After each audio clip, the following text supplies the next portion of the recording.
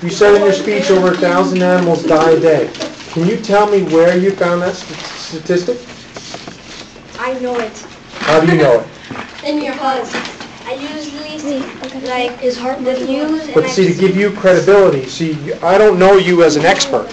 So when you cite a statistic like that, it helps to add to your credibility when you state where you got that piece of information from.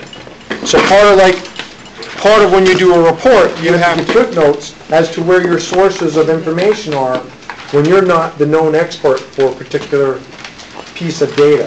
So this 1,000 animals a day, or did you said every day 1,000 animals die every day? A day. Do you remember where you got that piece of information from?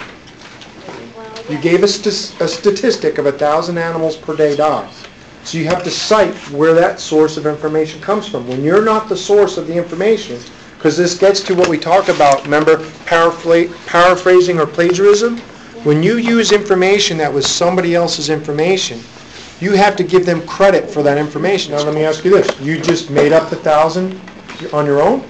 Or was that stated in the newscast that you saw? I made it on my own. All right, so see, that's what I'm getting to. You can't just make up statistics. When you make a report and when you give a speech, you have to research that data or data that supports your argument. It has to come from credible sources, right? So you can't just make up a number and throw it in there because people are going to call you on it.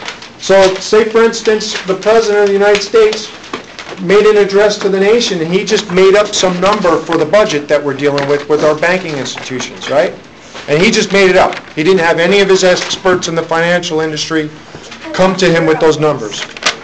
But I'm giving you an example of how in the real world making up data isn't a good thing. Right? You have an excellent speech and you gave an excellent delivery.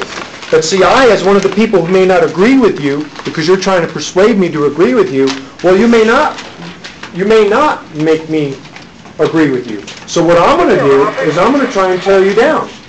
I'm going to try and show that you're wrong. And by you coming up with fake data, if I can come up with data that is from a credible source that counteracts your data, then I can debunk your argument.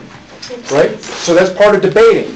So that's like when the president's on the campaign trail and he has to talk with the other candidates out there, right?